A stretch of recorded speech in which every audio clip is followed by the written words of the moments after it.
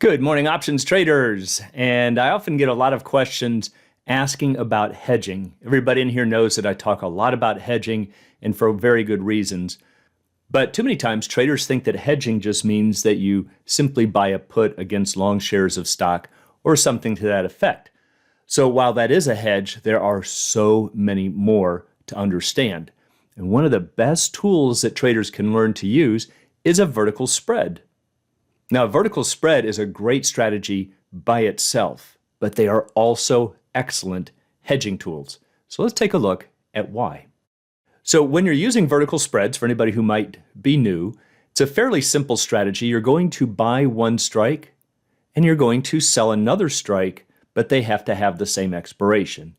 So for instance, you might buy the May 100 call and sell the May 105 call. That is a vertical spread.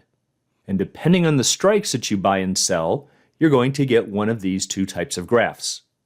The one on the left is a bull spread, because as the profit and loss diagram shows, you make money if the stock rises. The one on the right is a bear spread, because it makes money if it falls. But the reason that vertical spreads can be so helpful for hedging tools is notice that at the far left of this graph, you have zero deltas. That's why it's flat. At the far right, you have zero. Take a look at the bear spread. At the far left side of the graph, you've got zero deltas. Again, that's why it's flat. At the far right side, again, you've got zero. So think about it. On your overall profit and loss diagram, maybe just for long shares of stock, you're not really affecting it at the far left or the far right side of the graphs. You're just adding zero. What are you changing? You're just changing the deltas between the strikes. That's this angled portion right there. Okay, so in this case, we've got positive deltas just between our strikes. And in the graph on the right, we have negative deltas. These are like short shares of stock, but I'm only doing that, either adding or subtracting deltas between the strikes and nowhere else. So how can this be helpful? Well, here's an example with Home Depot recently. The stock is trading about $276 and change at the time, and I was using the September 20 expirations. It had 13 days to go. So it's sometimes a little hard to see the numbers on these screenshots, but I just want everybody to know this is where I will be pulling the numbers from. So these are real-world examples. So one thing you could do as a stock trader, let's say, is that you could sell spreads in a 2-to-1 ratio against your shares. So for example, let's say that you buy 100 shares, or maybe they've been in your account for years. Doesn't matter, but you've got 100 shares, and what you're going to do is you're going to sell 2 spreads against those 100 shares. And this sometimes throws traders because they're going, well, wait a minute, if you've only got 100 shares, how can we sell 2 options against it? Well, remember, think back to the previous profit and loss diagrams. You've got zero deltas at the far left and the far right. You're not really affecting anything. So in this case, maybe we sell 2 275, 280 vertical call spreads, and what that's going to do is it will generate cash, a lot of cash. And with that cash, maybe we go out and we buy a 270 put. Notice that our 270 strike is below the 275 and 280s that we sold here for the calls. So what we're trying to do is to generate cash to finance this put. And we're going to get a lot of cash because we're selling 2 spreads for every 1 put that we buy. So here are the prices that we saw previously. If I sell 2 of the 275 calls, that's going to bring in $13.30. Then to complete the vertical spread, I would need to buy 2 of the 280s. That's going to cost me $8.20. With this cash, because there's net cash right here of $5.10, we're going to buy this 270 put for $3.25. So of these 3 trades, I end up with a net credit of $1.85. And so I'm going to do this, in this case, every 13 days. Now that may not sound like a lot, but that's an 18% annualized returns. And I'm also not even counting dividends. But what did we do to our profit and loss diagrams? Well, here's just the long shares of stock that we purchased. Remember, trading at about 276. When we sold the first 275 call, think about what happened. I've got positive 100 deltas through here, but I sold off 100 of those on that first call. So that's going to take me from plus 100 to 0.